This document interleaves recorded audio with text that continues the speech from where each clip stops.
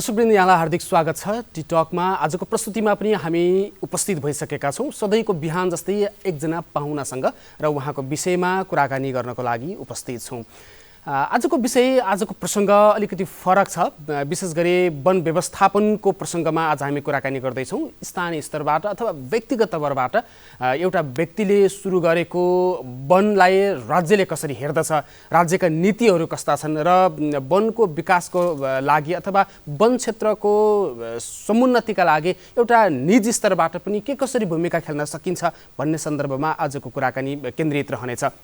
र विशेष गरी नेपालको वन क्षेत्र प्रत्येक वर्ष मासिँदै गइरहेको छ भनेर बहस चाहिँ हुन्छ, तर तथ्याङ्कले वन क्षेत्र बढ्दै गइरहेको पनि देखाउँदछ। र यो विषयमा निजी क्षेत्रको अथवा एउटा व्यक्तिगत रूपमा कसरी भूमिका खेल्न सकिन्छ भन्ने कुराहरू त त्यो छँदै नै हुन्छ। तर लामो समयसम्म निजी क्षेत्रको वनलाई प्रवर्धन गर्नको लागि काम गरिरहेका व्यक्तिहरूको लागि सरकारले के गर्न सक्छ, कस्ता नीतिहरू ल्याउन जरुरी छ, अथवा त्यो व्यक्तिको विकास गर्नको लागि त्यस्ता व्यक्तिगत वनको विकास गर्नका लागि सरकारले कस्तो भूमिका खेल्न सक्छ भन्ने सन्दर्भमा आज हामी कुराकानी गर्दैछौँ। त्यसको लागि आज हामीसँग हुनुहुन्छ पारिवारिक निजी वन सङ्घ नेपालका लुम्बिनी प्रदेशका अध्यक्ष बलराम भट्टराई। आज हामीसँग हुनुहुन्छ, स्वागत छ यहाँलाई।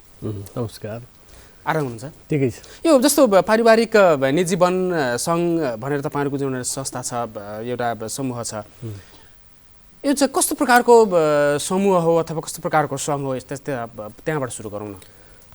यो पारिवारिक निजी वन सङ्घ नेपाल यो विशेष गरी पारिवारिक रूपले उत्पादन गरिएका संरक्षण गरिएका रुखहरूको त्यसलाई सही ढङ्गले व्यवस्थापन गर्ने र त्यसलाई ती पारिवारिक निजी वनसँग आबद्ध भएका व्यवसायहरूलाई सहज ढङ्गले उनीहरूको पहुँच राज्यसँग पुर्याउने र यसको सबै प्रक्रियाबाट उनीहरूलाई समृद्धिको दिशामा अगाडि लैजाने उद्देश्यका साथ पारिवारिक निजी वन सङ्घ नेपाल 2071 साल फागुन 24 गते यसको गठन भएको हो। यो देशभर नै छ तपाईँहरूको? अनि यो देशभरि छ। अहिले तपाईँको 7वटा प्रदेशमा यसको सङ्गठन छ। अहिले 66 जिल्लामा यसको जिल्ला सङ्गठन छ र अब पालिका स्तरका पनि धेरै पालिकाहरूमा यसको गठन भइसकेको छ, यसको नेटवर्क छ र यो अन्तर्राष्ट्रिय रूपमा पनि यो आबद्ध छ। ओके, यसो लुम्बिनी प्रदेशकै विषयमा कुरा गरौँ। लुम्बिनी प्रदेशमा तथ्याङ्क के सार्व अथवा सङ्ख्यात्मक रूपमा भन्दाखेरि चाहिँ कति जति हुनुहुन्छ तपाईँहरू? होइन, अहिले हामीसँग आबद्ध भएको करिबन 10,000 भन्दा बढी किसानहरू हामीसँग आबद्ध हुनुहुन्छ लुम्बिनी प्रदेशमा, होइन। तर कस्तो छ भने हामीसँग अझ ठुलो सङ्ख्या छ।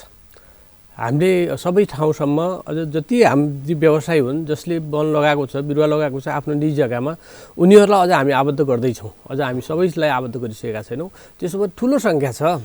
यसको मापदण्ड चाहिँ कस्तो? जस्तो अब प्रत्येक घरमा रुख बिरुवा त स्वाभाविक रूपमा हुने भइहाल्यो, होइन, तर तपाईँको समूहमा, तपाईँको संस्थामा जोडिनको लागि, तपाईँको अभियानमा जोडिनको लागि छुट्टै मापदण्ड छ? होइन, त्यस्तो पनि होइन। तर कस्तो छ भने अब यसले राज्यको परिभाषा के छ भने करिबन तराईमा 40वटा बिरुवाहरू भयो भने त्यसलाई एउटा त्यो पनि व्यवसायिक ढङ्गले लगाएको 40वटा बिरुवा लगाएको छ भने त्यो निजी वन, पारिवारिक निजी वन हुन्छ, होइन। अब पहाडमा चाहिँ 60-65 बिरुवा भयो भने त्यो पारिवारिक निजी वन हुन्छ। यसले तर त्यो व्यवसायिक ढङ्गको हुनु पर्यो। त्यसबाट उत्पादन लिएर केही मुनाफा लिन्छु, फाइदा गर्छु भन्ने खालको हुनु पर्यो। त्यो त्यसरी आयो भनेदेखि त्यो चाहिँ पारिवारिक निजी वनभित्र पर्छ। ओके, जस्तो आजभोलि कस्तो प्रचलन देखिएको छ भने छोराछोरीहरू विदेशतिर छन्, बाबुआमाले कृषि खेती गर्न सक्दैनन्, अनि त्यसमा चाहिँ रुख लगाइएको छ, त्यो चाहिँ बढ्दैछ। त्यो खेती गर्न नसक्ने जग्गामा रुख लगाएर विकास गरिएको वनहरू विकास हुन थाले, होइन? त्यही नै हो। 2-3टा कारण छ। अब कस्तो छ भने एउटा त तपाईँले भने जस्तै हो, किनभने जग्गा छ, त्यो जग्गामा काम गर्ने मान्छे छैन। मान्छे बाहिर गइसक्यो, कोही विदेश गएको छ, कोही राजधानीतिर गएको छ, कोही ठुला सहरमा गएर बसेको छ, प्रशस्त जग्गा भएको। त्यो जग्गालाई के गर्ने भन्दाखेरि बिरुवा लाएर रोकिदियो भनेदेखि त्यो संरक्षण हुन्छ भन्ने हो। तर त्यो कस्तो थियो भने पहिला हामीले देख्छौँ ठुल्ठुला आँपका बगियाहरू अनि त्यसपछि अरू चिजहरू, त्यहाँ कटहरहरू, अम्बाहरू दुनियाँ लगाएको हुन्थ्यो। त्यो पहिला चाहिँ त्यस्तो खालको त्यो जग्गा संरक्षणको लागि, रोक्नका लागि गरिन्थ्यो। तर अहिले के छ भने अहिले चाहिँ उत्पादनका हिसाबले समृद्धितर्फ जानका लागि र वातावरणीय हिसाबले पनि र मान्छेलाई सहज ढङ्गले धेरै दुःख नगरिकन मान्छे आफ्नो शरीरलाई पनि सुख हुन्छ, त्यो शरीरलाई फाइदा पनि हुन्छ र उत्पादन पनि बढ्छ भनेदेखि किन नगर्ने त? यो व्यवसाय गर्दाखेरि मान्छेलाई अझ राम्रो हुन्छ भने त्यो व्यवसाय गर्ने भनेर मान्छे त्यसरी आकर्षण भएर लागेको छ। थोरै जग्गामा पनि जस्तो 1 बिघा जग्गा छ भने 10 कट्ठा जग्गामा बिरुवा लगाएको छ, 10 कट्ठा जग्गामा धान खेतीहरू लगाएर आफू जीविकोपार्जन गरिरहेको छ। तत्कालका लागि त्यसले जीविकोपार्जन गर्दै जान्छ र दीर्घकाललाई फाइदा के हुने भयो भने त्यो 10 कट्ठा जग्गाले अनि एकैचोटि चाहिँ लाखौँ लाख रुपियाँ चाहिँ उसको घरभित्र भित्रिन्छ। त्यसले गर्दाखेरि पनि मान्छेको अहिले आकर्षण के छ भने यो व्यावसायिक ढङ्गले चाहिँ वन खेतीतर्फ, यो वन कृषि वन भन्छ, अनि यसतर्फ मान्छेको आकर्षण बढिरहेको छ। यसको फाइदा चाहिँ के हो? जस्तो तपाईँले अगाडि भन्नुभयो जस्तो अब त्यहाँबाट फलफुलहरू प्राप्त गर्नु अथवा काठ दाउरा मात्रै ल्याउने हो अथवा त्यसको छुट्टै फाइदाहरू पनि हुने हो? अब यसमा तपाईँ हेर्नुभयो भने धेरै फाइदाहरू त धेरै छन्। जस्तो हामी जङ्गल लगायौँ, त्यो जङ्गल लगाएपछि यता बाख्रा पालन गऱ्यौँ, बाख्राको लागि घाँस भयो, बाख्रा पनि हाम्रो उत्पादन भइरहेको छ, बाख्रा पनि हामी पालिरहेका छौँ, त्यो पनि हाम्रो एउटा व्यवसाय चलिरहेको छ भने त्यही जङ्गलले त्यो जङ्गलबाट काठ बनिरहेको छ, काठ उत्पादन भइरहेको छ, त्यसको घाँसबाट के भयो भने हामीले बाख्रा पालिरहेका छौँ। त्यहाँ जङ्गल लगाएका छौँ, तल कुरिलो लगाइदियौँ, हामीले अदुवाहरू लगाइदियौँ, त्यसले के हुने भयो भने यता अदुवाबाट फाइदा भइरहेको छ, कुरिलोबाट फाइदा भएको छ, वन हाम्रो बढिरहेको छ, हाम्रो अल्टरनेट व्यवसाय चलिरहेको छ। अब जस्तो हामीलाई चाहिँ के हुने भयो भने अहिले तपाईँ देख्नुभयो कृषि खेती, धान अहिले सबैभन्दा यो मुलुकमा सबैभन्दा राम्रो धान उत्पादन भएको वर्ष मानिन्थ्यो हैन। तर धान जब किसानले भित्राउने बेलामा सबैभन्दा ठुलो पानी पर्यो, लगातार पानी परेको हुनाले अहिले धान नष्ट भयो। त्यसो भएको यसको वैकल्पिक व्यवस्था के हो त? किसानहरूको वैकल्पिक आर्जन के हो भन्दाखेरि यो सबैभन्दा वैकल्पिक सजिलो र किसानहरूलाई मर्का नपर्ने, किसानहरूलाई चाहिँ सुरक्षित गर्ने खालको चाहिँ वैकल्पिक व्यवस्था भनेको यो कृषि वन नै हो। यसबाट चाहिँ किसानहरू कहिले पनि एउटा चिज भएन भने अर्को चिज, जस्तो आँप लगायो, आँप लगाउँदाखेरि आँपमा समस्या भयो, आँप भएन भनेदेखि काठ त हुन्छ त, काठ बेच्छ उसले, जस्तो काठ त बढिरहेको छ भनेपछि त्यो काठबाट उसले आफ्नो आम्दानी लिन्छ। कटहर लगायो, कटहर भएन, कटहरमा समस्या आयो, रोग आयो, तर काठ त बढिरहेको छ, काठबाट फाइदा लिन्छ। त्यसो भएर किसानलाई सबैभन्दा उपयुक्त खेती अथवा व्यवसाय र सजिलो व्यवसाय भनेको यो कृषि वन नै हो।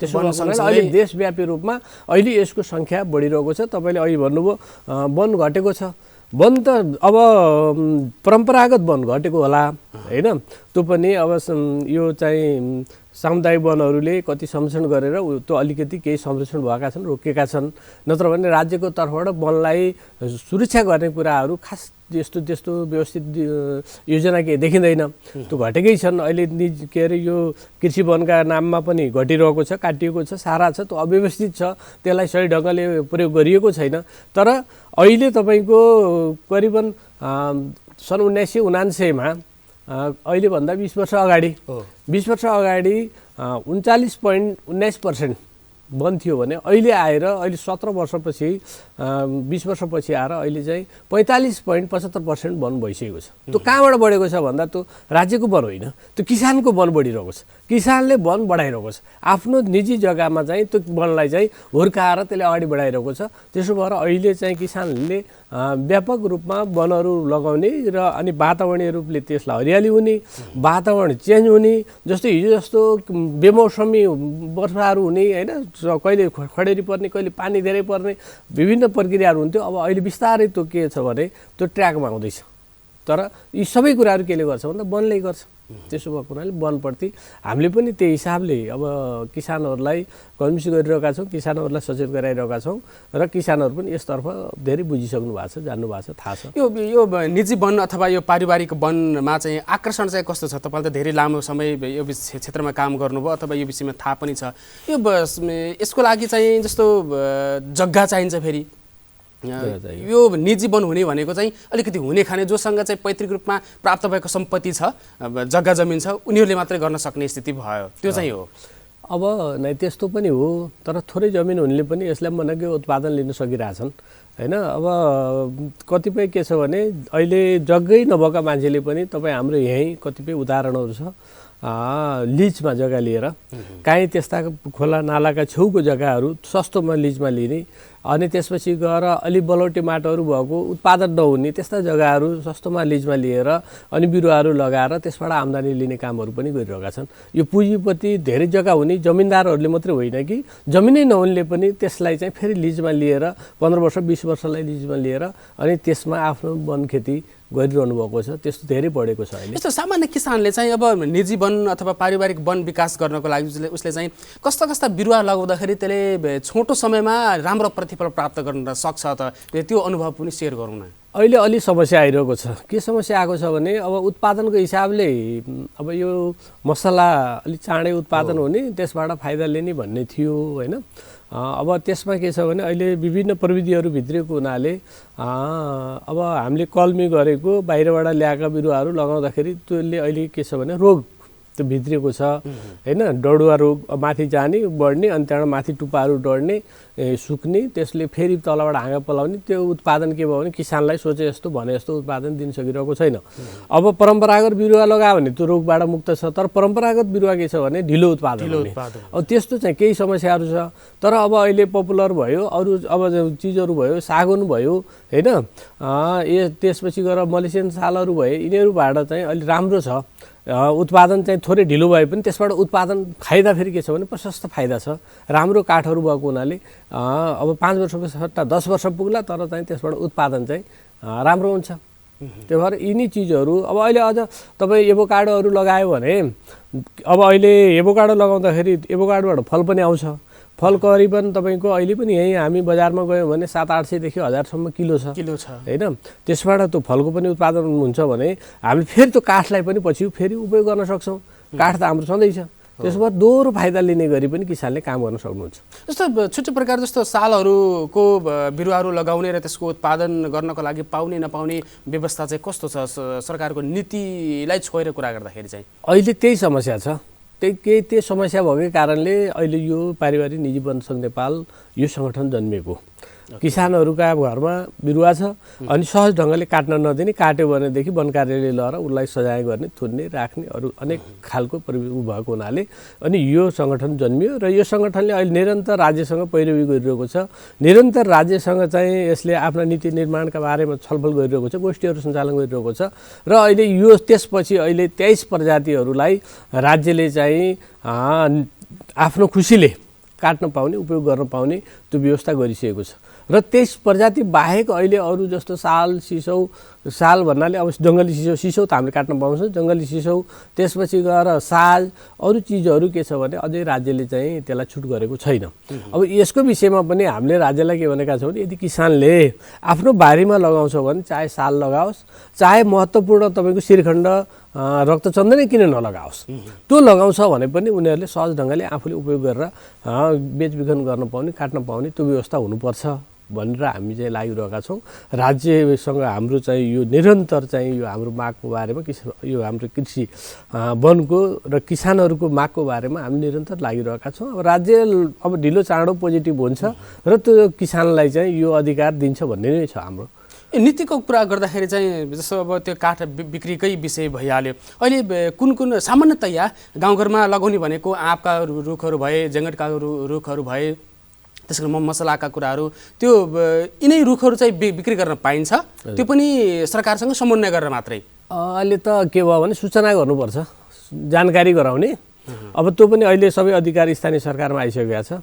स्थानीय सरकारलाई त्यो विषयमा जानकारी गराउने, जानकारी मात्रै गराए एउटा निवेदन दिए पनि हुन्छ, नत्र भने सामान्य उपयोग गर्नको लागि त्यो पनि पर्दैन भन्ने छ। एक ठाउँबाट अर्को ठाउँ ओसार पसार गर्नलाई पर्यो भनेदेखि जानकारी गराएर हामीले यसलाई सहज ढङ्गले गर्न सक्छौँ। तर त्यसको नाममा हुने गरेका जस्तो अन्य सरकारी वनहरूबाट हुने गरेको जुन चोरी निकासी छ त्यो चाहिँ अलिकति फस्टाउँछ भन्ने सन्दर्भमा सरकारले त्यो भन्न खोजेको चाहिँ होला। त्यसैले हामीले जानकारी गराउनुपर्ने, सूचना गर्नुपर्ने, मेरो यो वन काट्दैछु, म यसरी बेच्दैछु भनेर सूचना गर्नुपर्ने। के हो भने त्यो सरकारी वनमा त्यो दुरुपयोग नहोस् होइन भन्ने हिसाबले मात्रै, नत्र भने त्यो पनि पर्दैन। जसरी हामी धान बाली काट्छौँ, अडर काट्छौँ, अरू काट्छौँ होइन, गहुँहरू जसरी हामीले उपयोग गर्छौँ, बेचबिखन गर्छौँ, यो पनि त्यही सरह नै हुनुपर्ने हो।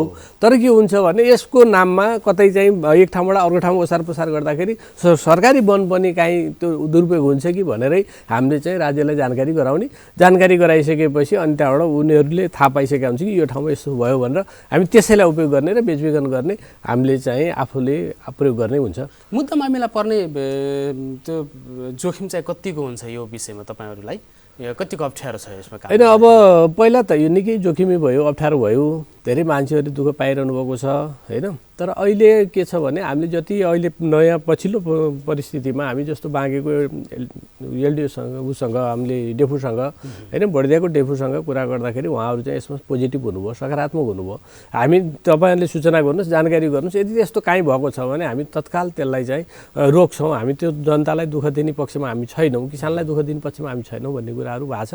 त्यसो भएर यसलाई के छ भने हामीले एक आपसमा चाहिँ अन्तर्क्रिया छलफल र यसको बारेमा जानकारी गराउन चाहिँ जरुरी छ। अहिले हामीले देशव्यापी रूपमा यही कुरामा चाहिँ बहस छलफल र जानकारी गराउने, सम्बन्धित क्षेत्रका माननीयहरूलाई, सम्बन्धित क्षेत्रका चाहिँ तपाईँको मेयरहरूलाई, अध्यक्षहरूलाई, उपाध्यक्षहरूलाई राखेर वनहरू भ्रमण गराउने, वनहरूको बारेमा उनीहरूलाई जानकारी गराउने, नीति नियमको बारेमा जानकारी गराउने, नियम र विनियमहरू बनाउँदाखेरि पनि राज्यले माथि बनाएको नियम विनियमसँग नबाजिने गरी तल स्थानीय सरकारहरूले बनाउने, यो हिसाबले चाहिँ हामीलाई लागिरहेका छौँ। धेरै पालिकाहरूमा बनेको छैन अहिले यो सम्बन्धी नियम विनियमहरू बनेको छैनन् र केही पालिकाहरूमा बनाएको छ। त्यो हामीहरूले भनेका कुराहरू पनि उहाँहरूले समेट्नु भएको छ। त्यसको लागि हाम्रो स्थानीय सरकारका जसले बनाउनु भयो उहाँहरू धन्यवादको पात्र हुनुहुन्छ। जस्तो तपाईँहरूको मागहरूको विषयमा कुरा गर्दा अथवा तपाईँले उठाइरहेका आवाजहरूको विषयमा कुरा गर्दाखेरि चाहिँ प्रमुख विषयहरू चाहिँ के हुन्? जस्तो एउटा काठ बेच्न पाउनुपर्ने त्यो त स्वाभाविक रूपमा भइहाल्यो, त्यो बाहेक पनि अन्य कुराहरू छन् होइन? धेरै छ। जस्तो अहिले के छ भने राज्यले सहुलियत दिनु पर्यो, राज्यले अनुदान दिनुपर्ने कुराहरू दिनु पर्यो। जस्तो महत्त्वपूर्ण चिजहरू, बिरुवाहरू होइन, राम्रो राम्रो खालका बिरुवाहरू, अलिकति बहुउपयोगी बिरुवाहरू राज्यको तर्फबाट चाहिँ किसानले पाउने खालको वातावरण बनाइदिनु पर्यो। राज्यका विभिन्न निकायहरू छन्, तिनमा त्यस्ता खालका बिरुवाहरू चाहिँ नर्सरी गर्नु पर्यो र अनि त्यसपछि गएर किसानलाई चाहिँ बिरुवा लगाइसकेपछि त्यसबाट चाहिँ बिरुवा सहितको त्यो जमिन राखेर राज्यबाट लोन लिने व्यवस्थाहरू हुनु पर्यो। बिरुवाहरू लगाएर काहीँ कतै चाहिँ हावाहुरी अथवा अन्य रोगबाट ती नष्ट भयो भने त्यो बिमाको व्यवस्था हुनु पर्यो होइन। र जुनसुकै बहुमूल्य चिजहरू पनि सहज ढङ्गले किसानले बेचबिखन गर्न पाउने व्यवस्था हुनु पर्यो सहजै। मैले मेरो घरमा प्रयोग गर्नका लागि मैले त्यो रुख काटेर मैले झाल ढोका सबै बनाउने कुराहरू चाहिँ त्यसमा काहीँ अवरोध आउनु भएन, त्यो राज्यको तर्फबाट सहजीकरण गरिदिनु पर्यो भन्ने कुरा नै छ। त्यो भनेको अत्यन्तै महत्त्वपूर्ण कुराहरू छन्। जस्तो अब वनलाई ऋणमा राखेर ऋण लिन सक्ने व्यवस्थाका कुराहरू, जस्तो अब यो त्यसलाई राज्यले अझै पनि स्वीकार गर्न सकिरहेको छैन। त्यसलाई निजी सम्पत्ति चाहिँ हो तर सरकारले त्यसलाई चाहिँ मान्यता चाहिँ दिन सकिरहेको छैन। त्यही कुरोमा हाम्रो चाहिँ माग निरन्तर चलिरहेको छ। जस्तो अहिले मसँग 1 बिघामा जग्गामा बिरुवाहरू लगाएको छु, मसँग करिबन 50 लाखका बिरुवाहरू त्यहाँ छन् भने राज्यले अब मेरो जग्गा नै 50 लाखको छ, 50 लाखको बिरुवा छन्, 1 करोड छ भने त 70-75 लाख त राज्यले ऋण दिन सक्नु पर्यो त होइन। यदि त्यस्तो भयो भने के भयो भने त्यसको अलावा हामी त्यो हुँदाहुँदै मैले अर्को व्यवसाय सञ्चालन गर्न सक्छु, थप चाहिँ अरू राज्यलाई फाइदा हुन्छ। त्यसो भए राज्य यसलाई चाहिँ पोजिटिभ भएर अगाडि जानुपर्छ भन्ने छ यो किसानको मामलामा। सरकारले चाहिँ के नमानिरहेको चाहिँ किन यो विषय? होइन, मान्ने कुरा पनि यस्तो छ। अब अहिले के छ भने विशेष गरी राज्य ब्युरोक्रेसीबाट चल्छ। अब हामीले मन्त्रीलाई भन्छौँ, मन्त्री कन्भिन्स हुन्छ, फेरि सचिवलाई कन्भिन्स गर्न सक्दैनौँ। एउटालाई कुरा गऱ्यो अनि फेरि अरू ठाउँ रोकिरहेको हुन्छ। त्यसो भएर विभिन्न जाल छ नि, यो जाललाई हामीले तोड्न सकिरहेको छैनौँ। अब बिस्तारै निरन्तरको सङ्घर्षबाट हामी त्यो जाल तोड्छौँ। त्यो तोडेर हामी अब किसानका पक्षमा नीति नियम कानुन बनाएर अगाडि बढ्ने त्यो हामी गर्न सक्छौँ भन्ने हिम्मतका साथ हामी लागिरहेका छौँ। जस्तो अहिले सरकारको राष्ट्रिय वनको कुरा, सामुदायिक वनको कुराहरू पनि छ, त्योसँग चाहिँ तपाईँको समन्वय अथवा तपाईँको सम्बन्ध चाहिँ कस्तो हुन्छ अथवा कस्तो रहँदै आएको छ? अनि सामुदायिक वनहरूसँग त हाम्रो सम्बन्ध राम्रो छ, किनभने हामी एक आपसमा रिलेटेड छौँ। त्यही किसान सामुदायिक वनमा छ, त्यही किसानले आफ्नो निजी वनलाई उत्पादन गरिरहेको छ होइन। हामी आफै पनि त्यसमा इन्भल्भ छौँ कतिपय ठाउँहरूमा। त्यसो भएर सामुदायिक वनसँग त हाम्रो एकदम नङ मासुकै सम्बन्ध हो। अब राज्यको वनसँग त के छ भने हामी राज्यको वनसँग हाम्रो पहुँचै छैन, त्यहाँ हामी पुग्नै सक्दैनौँ। राज्यले त आफ्नो हिसाबले त्यो प्रयोग गर्छ, उपयोग गर्छ। अब अझ अहिले त कतिपय के देखिन्छ भने राज्यको वन भनेकै निकुञ्ज मात्रै हो कि जस्तो देखिन्छ। निकुञ्ज बाहेक अन्तर्राज्यको वन देखिँदैन, कि सामुदायिक छ कि निजी छ कि निकुञ्ज छ, त्योभन्दा अर्को थर्ड काहीँ त्यस्तो राज्यको छुट्टै वन भन्ने देखिया छैन। त्यसो भएको हुनाले अहिले हाम्रो राज्यको वनसँग हाम्रो पहुँच पनि नभएको हुनाले त्योसँग हाम्रो सरकारको विषय पनि बनेन। राज्यले त्यसलाई सही ढङ्गले उपयोग गरोस् भन्ने नै छ। तर हाम्रो सामुदायिक वन र निजी वनको सम्बन्धमा अब अहिले धेरै लडाइँहरू, सामुदायिक वनको पनि लडाइँ देखिरहेको छ। त्यसमा पनि राज्य र सामुदायिक वनका उपभोक्ताहरू बिचको सम्बन्ध मिलिरहेको छैन, उनीहरूको पनि माग मुद्दाहरू मिलिरहेको छैन। र अहिले निजी वन पनि हामीले त्यो निजी वनलाई सहज ढङ्गले यसरी नै मुलुकलाई समृद्धिको दिशातर्फ हामी लानु छ भने, मुलुकलाई धनी बनाउनु छ भने, हामीले यहाँका हरेक व्यक्तिलाई धनी बनाउनु छ भने त्यसतर्फ राज्यको ध्यान त जानु पर्यो त। त्यसो भएको हुनाले त्यसतर्फ राज्यको ध्यान जाओस् भन्ने नै छ। जस्तो त्यही त, जस्तो एउटा व्यक्तिले एउटा परिवारले हुर्काएको वन, त्यो परिवारको मात्रै पनि वन भएन कि त्यो, होइन? जस्तो त्यसको प्रत्यक्ष फाइदा लिने काम चाहिँ परिवारले चाहिँ गर्ला, तर त्यसको विस्तृत रूपमा हेर्दाखेरि त्यो चाहिँ सिङ्गो पर्यावरणको संरक्षणको लागि अथवा सिङ्गो पर्यावरणलाई जोगाउनको लागि, वन्यजन्तुको विकासको लागि अथवा हरियाली अक्सिजनको लागि त्यो अत्यन्तै महत्त्वपूर्ण काम भयो नि, होइन? तर त्यो कुरा चाहिँ राज्यले बुझ्न सकेन। हो, यही त छ। अहिले तपाईँ हामी मलाई चाहिँ 55-56तिरको याद आउँछ। त्यति बेला हाम्रा हरेक बस्तीहरू, हरेक चाहिँ तपाईँको फाँटहरू उजाड देखिन्थे। उजाड थियो एकदम। यहाँबाट हेऱ्यो भने टाढा टाढासम्म हामीले देख्न सक्थ्यौँ। तर अहिले हेर्नुभयो भने त्यस्तो छैन। अहिले हरेक घरले कम्तीमा पनि 10-20वटा बिरुवा लगाएकै छ। र यो गत साल चाहिँ राज्यले अझ अभियानकै रूपमा अगाडि बढाएको पनि थियो कि यो पुरै हरित चाहिँ तपाईँको नेपाल बनाउनका लागि सबै ठाउँमा बिरुवाहरू लगाउने अथवा एक घर 2 बिरुवा अनिवार्य लगाउने, होइन? त्यो खालको अब राज्यले पनि अब ल्याएको थियो।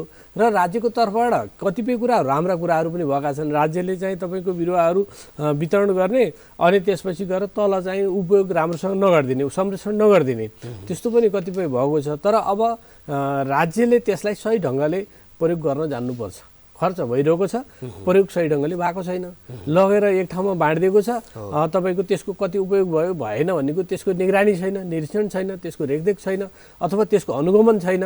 यसले पनि के देखाएको छ भने राज्य अनुत्तरदायी छ, हरेकप्रति अनुत्तरदायी छ।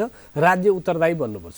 अब यस्तो नीतिगत व्यवस्था गर्नको लागि अहिले त अब स्थानीय तहबाटै सङ्घीय सरकारसम्म विभिन्न नीति नियम निर्माण गर्ने एउटा छ।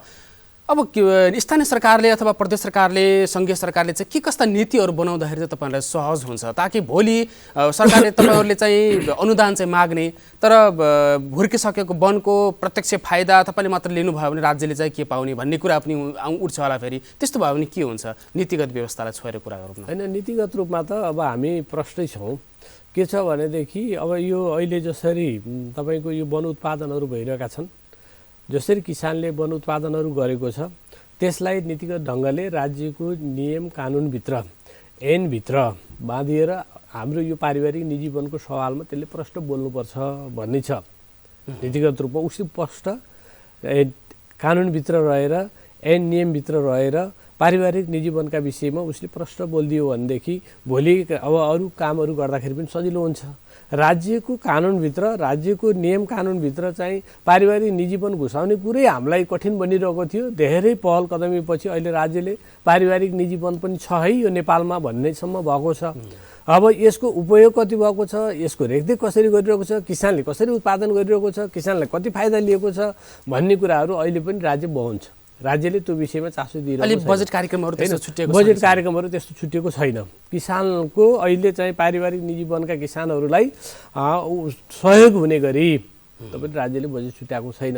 त्यसो भएर हामीले के भनेका छौँ भने चाहे स्थानीय सरकार होस्, चाहे प्रदेश सरकार होस्, चाहे सङ्घीय सरकार होस्, अब राज्यले चाहिँ मुलुकलाई समृद्धिको दिशातर्फ अगाडि बढाउने हो र सबै मान्छेलाई धनी बनाउने हो भने अब हामीले चाहिँ जति हिजो खेरा गएका जमिनहरू छन् नि, बाँझो जमिनहरूमा अथवा तपाईँको अलिकति उत्पादन नहुने जमिनहरूमा हामीले पुरै जङ्गल लगाउनुपर्छ। त्यो प्रोत्साहित गर्नुपर्छ किसानलाई।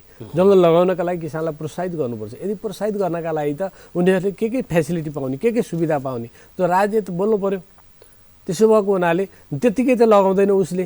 त्यसको लागि त निःशुल्क बिरुवा चाहियो। भोलि के हुन्छ भने राज्यले कटान गर्ने बेलामा राज्यले रोकिदिने, काट्न नदिने, होइन? दुनियाँ झन्झट गर्ने, दुःख दिने, अनि बिचौलियाहरू लाग्ने, अनि उसले उत्पादन गरेको काठ चाहिँ तपाईँको त्यहाँ 500 रुपियाँ क्युफिट, अनि जसले ल्याएर उसले बेच्छ अनि 5000 रुपियाँ क्युफिट। त्यस्तो लामो तपाईँको ठुलो दूरी छ बिचमा ऊ किसानले पाउने र अनि जहाँ गएर तपाईँको त्यो काठ उपयोग गर्ने त्यसको लामो तपाईँको ग्याप छ, होइन? यो ग्यापलाई चाहिँ तोड्नुपर्छ। यो ग्यापलाई तोड्नका लागि पनि अब बिचौलिया होइन, सिधै किसान र राज्य, सिधै किसान र उपभोक्ता अब यो जोडिनुपर्छ भनेर हामी लाग्यो। त्यो जोड्ने चाहिँ कसरी? अब बिचमा एक किसिमको मध्यस्थकर्ता यदि भएन भने त्यो पनि त समस्या हुने हो। होइन, अहिले कानुनकै समस्या हो नि त। कानुनको समस्या हो। जब कानुन सहज हुन्छ भने त जोडिहाल्छ। अहिले के छ भनेदेखि तपाईँको काठ व्यवसायहरू गएर हुँदाखेरि डेफु पोजिटिभ हुने, अनि किसान गएर अनि त्यही काठको कुरो गर्दाखेरि डेफु नेगेटिभ हुने होइन। समस्या त त्यही छ नि त। किसानले त थाहा छैन नियम के छ, कानुन के छ, तर किसानले के बुझ्छ भने मैले मेरो खेतमा लागेको मेरो त्यो काठ मैले काट्न पाउनु पर्यो, त्यति बुझ्छ। अरू कहाँ के गर्नुपर्ने उसलाई थाहा हुँदैन। अब त्यसको लागि सरल तपाईँको नीति बन्नु पर्यो, सरल नियम भन्नु पर्यो। सिधै किसानले त्यहाँ अब तपाईँको पालिकामा गएर स्थानीय सरकारसँग गएर स्थानीय जनप्रतिनिधिसँग गएर उसले भनिसकेपछि त्यो स्थानीय सरकारले पुरै अनुमति दिने र त्यसले आफ्नो काम, आफ्नो गतिविधिहरू, आफ्नो फाइदाहरू लिने कुराहरू जे छ त्यो उसले प्राप्त गर्नु पर्यो। वनलाई चाहिँ हामीले धन भनेर चाहिँ परिभाषा दिन्छौँ, तर त्यही अनुसारको व्यवस्था पनि मिलाइदिनु पर्यो। तपाईँ अहिले हामी यहीँ देखिरहेका छौँ। अहिले हाम्रो यहाँ तपाईँको देखिरहनु भएको छ यहाँ शिखर प्लाइ उद्योग। तपाईँ कति ख्याल गर्नुभएको छ, चम्पालाल गोत्रा उहाँले चाहिँ ठुलो शिखर प्लाइ उद्योग छ यहाँ। उहाँको यो औद्योगिक क्षेत्र करिब आधा भाग छ। अनि यहीँ हाम्रो कोलपुर नगरपालिकाको 14 नम्बर वार्डमा चाहिँ उहाँले उद्योग खोल्नुभएको छ। उहाँले 42-45 बिघामा यो बिरुवा लगाउनु भएको छ हो। उहाँले अहिले पनि तपाईँ गएर सोध्नुभयो भने हाम्रो यो क्षेत्रको उत्पादनले उहाँको त्यो उद्योगलाई चाहिँ 2 महिना पनि चल्दैन। कच्चा पदार्थ उहाँको अहिले पनि बाहिरबाट कच्चा पदार्थ आइरहेको छ। हामी यहाँ कच्चा पदार्थ उत्पादन गर्न दिइरहेका छैनौँ। हामी कच्चा पदार्थ उत्पादन गर्नका लागि किसानलाई प्रेरित गरिरहेका छैनौँ भने अनि कसरी हाम्रो उत्पादन बढ्छ? अनि हाम्रो मलेसियाका तपाईँको काठ ल्याएर, चाइनाको काठ ल्याएर, अनि त्यहाँबाट गएर अन्तबाट ल्याएर, इन्डियाबाट ल्याएर कहिलेसम्म चल्ने हो? हामी त हाम्रै उत्पादनमा टिक्नु पऱ्यो नि। खोइ त हामी त हरियो वन नेपालको धन भनिरहेका छौँ। त्यो कहाँ गएको छ त्यो वन? त्यो धन कहाँ गएको छ? अहिले पनि तपाईँको 90% उत्पादन तपाईँको निजी वनले थानिरहेको छ। 10% मात्रै तपाईँको राज्यको वनले हो। 90% जब किसानका समस्याहरू हल कसले गरिरहेको छ भन्दा निजी वनले गरिरहेको छ। त्यस्ता उद्योगहरूको लागि चाहिने कच्चा पदार्थ त राष्ट्रिय वनबाट निकासी गर्नै मिल्दैन होइन। रुखहरू त ढलेरै सकेर कुहिएरै सकिरहेका छन्। त्यो छुट्टै समस्या छ, त्यो अर्को समस्या छ। त यो निजी वनको विकासको लागि राज्यले जुन नीतिगत प्रक्रियामा काम गर्नुपर्ने थियो त्यो उसले चाहिँ गर्ला, तर यो अलिकति लामो प्रोसेसको व्यवसाय पनि हो कि। जस्तो तपाईँले आज बिरुवा लगाउनु भयो भने कम्तीमा पनि तपाईँले 10 वर्ष चाहिँ कुर्नुपर्छ होइन। 10 वर्षभन्दा अगाडि तपाईँले त्यसको प्रतिफल, त्यसको प्रत्यक्ष प्रतिफल लिन सक्नुहुन्न। त्यो बिचमा अन्य कामहरू गरे पनि। अब यसमा चाहिँ एक किसिमको जागरण ल्याउनको लागि चाहिँ अन्य किसानहरूलाई चाहिँ के भन्नुहुन्छ त? अब कार्यक्रमको अन्तिम चरणमा पनि होइन। अब अहिले के छ भने यो हामी नीतिगत समस्याका बारेमा यो पारिवारिक निजी वन सङ्घ छ त्यो लागिरहन्छ। त्यसले अहिले धेरै कुराहरू हल गर्दै आएको छ। 23 प्रजाति राज्यले छुट गरिसकेको छ। थप अहिले लुम्बिनी प्रदेशले अरू 2 प्रजाति छुट गरेर लुम्बिनी प्रदेशमा 25 प्रजाति छुट भइसकेको छ होइन। यसै गरी अब हामी सबै प्रजातिहरूलाई अब राज्यको तर्फबाट सहज ढङ्गले बेचबिखन गर्न पाउने, उपयोग गर्न पाउने हामी व्यवस्था गर्नेतर्फ हामी निरन्तर लागिरहेका छौँ। त्यसो भएर किसानहरू ढुक्क भएर आफ्नो व्यवसाय यो कृषि वन जति छ त्यसलाई चाहिँ बहुउपयोगी हुने गरी उहाँहरूले चाहिँ आफ्नो उत्पादनलाई अगाडि बढाउनुहोस्, सुरु गर्नुहोस्, लगाउनुहोस् होइन। त्यसमा के छ भने लगाउँदाखेरि पनि एउटै जात एकै ठाउँमा लगाउँदाखेरि किसानलाई कहिलेकाहीँ मर्का पर्न सक्छ, समस्या हुन्छ। त्यसो मिश्रित जातहरू प्रयोग गर्ने त्यो भयो भने किसानलाई कहिले समस्या हुँदैन। एउटा जातमा रोग लाग्यो भने अर्को जातले त्यसलाई कभर गर्छ। त्यसो भएर हामीले मिश्रित जात लगायौँ भनेदेखि समग्रमा वनकै रूपमा वनै रहन्छ, तर त्यसलाई मिश्रित वनका रूपमा त्यसलाई अगाडि बढाउनु जरुरी देखिन्छ। अब त्यसलाई त्यही हिसाबले चाहिँ किसानले बुझेर मिश्रित वनका रूपमा अगाडि बढाउनु भयो भनेदेखि त्यसले दीर्घकालीन रूपमा फाइदा गर्छ। अहिले कार्बन उत्सर्जन गर्नलाई सबैभन्दा महत्त्वपूर्ण भूमिका यसले खेलिरहेको छ त यही निजी वनले काम गरिरहेको छ। अनि अहिले विदेशले विभिन्न मुलुकहरूबाट नेपालमा चाहिँ रिमिट्यान्स आएको छ, पैसा आएको छ, यो कार्बन उत्सर्जन गरे बापतको चाहिँ पैसा दिएको छ संयुक्त राष्ट्रसङ्घले भनेपछि त्यसको हिस्सेदार चाहिँ अब पारिवारिक निजी वन अथवा निजी वन उत्पादन गर्ने किसानहरू पनि हुनुपर्छ। त्यो मुनाफा उनीहरूले पनि पाउनुपर्छ। यही हो कुरा। हस्, धन्यवाद यहाँलाई। धेरै यो अत्यन्तै महत्त्वपूर्ण विषयमा कुराकानी भयो आज, यसको लागि धन्यवाद यहाँलाई। धन्यवाद नेपाल टेलिभिजन कोलपुरलाई पनि। हजुर, आज हामी कुराकानी गऱ्यौँ पारिवारिक निजी वन सङ्घ नेपालका लुम्बिनी प्रदेशका अध्यक्ष बलराम भट्टराई। आज अलिकति नौलो नयाँ विषय, हामीले दैनिक जीवनमा हुर्काइराखेको वन कति महत्त्वपूर्ण छ र त्यसले चाहिँ राज्यको सिङ्गो उत्पादनमा चाहिँ कसरी प्रभाव पार्छ र त्यसको लागि राज्यले गर्नुपर्छ चाहिँ के त्यो विषयमा कुराकानी गऱ्यौँ। आजको कुराकानी तपाईँलाई राम्रै लाग्यो होला भन्ने विश्वास छ। केही क्षणपछि जिल्ला अपडेटका साथमा उपस्थित हुनेछौँ। एनटिभी कोलपुर हेर्दै रहनुहोला।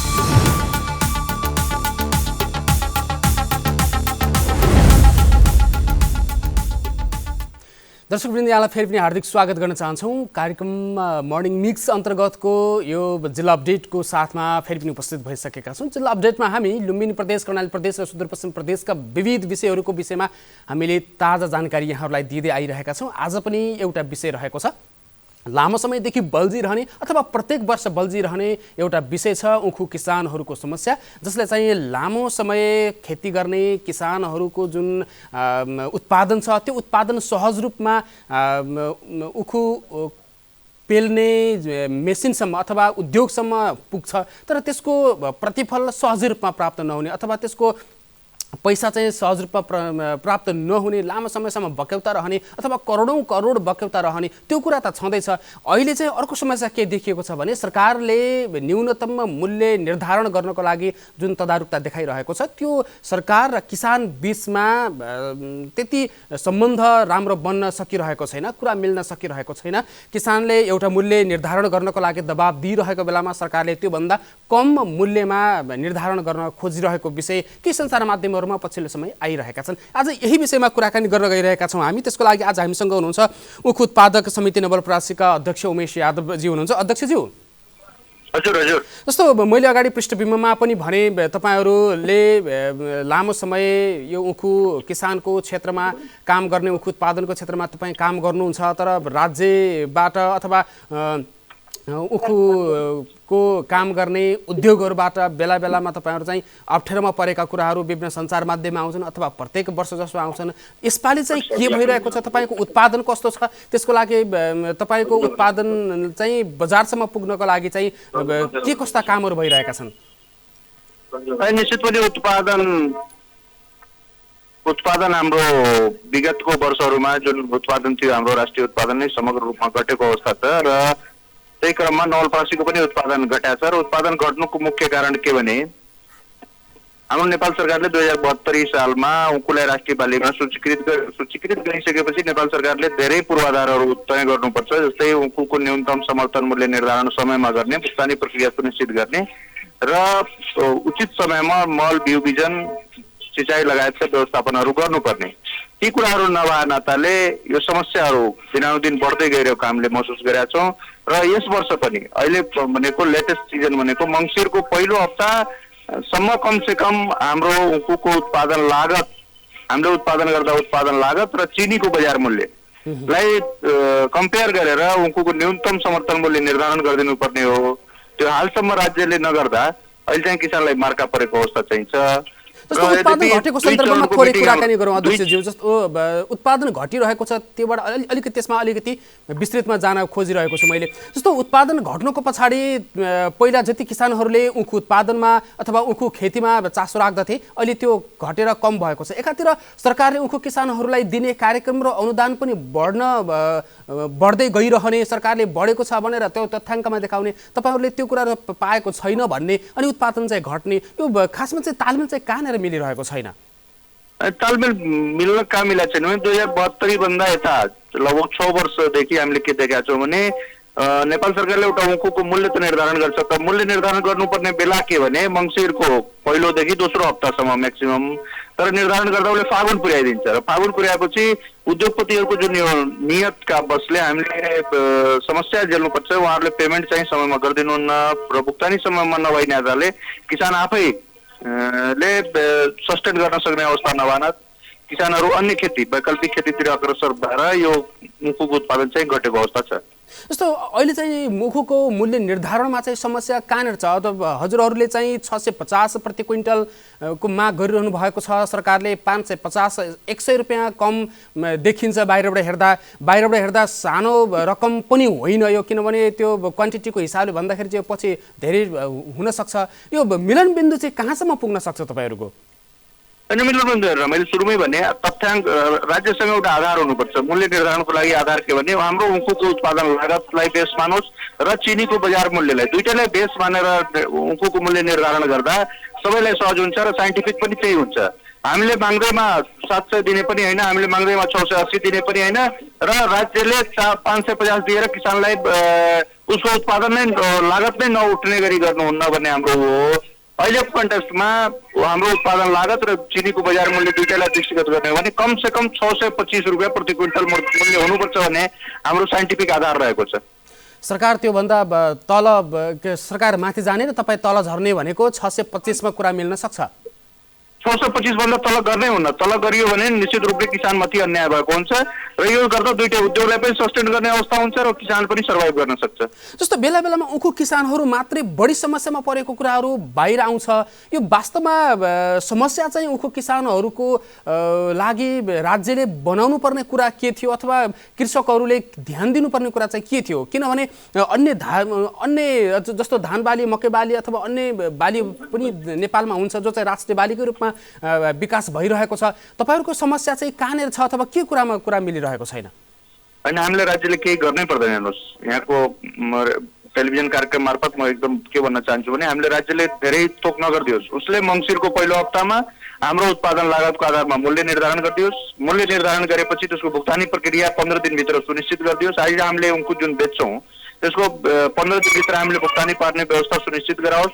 र तेस्रो के भने उन्नत जातका बिउ बिजन र सही समयमा मलखाद सिँचाइको व्यवस्थापन, त्यति चारवटा कुरा मात्रै गर्यो भने किसान आफै पनि स्वस्फूर्त रूपले उखुलाई हामीले बढाउन सक्छौँ र राज्यलाई चिनीमा आत्मनिर्भर बनाउन सक्ने अवस्थामा।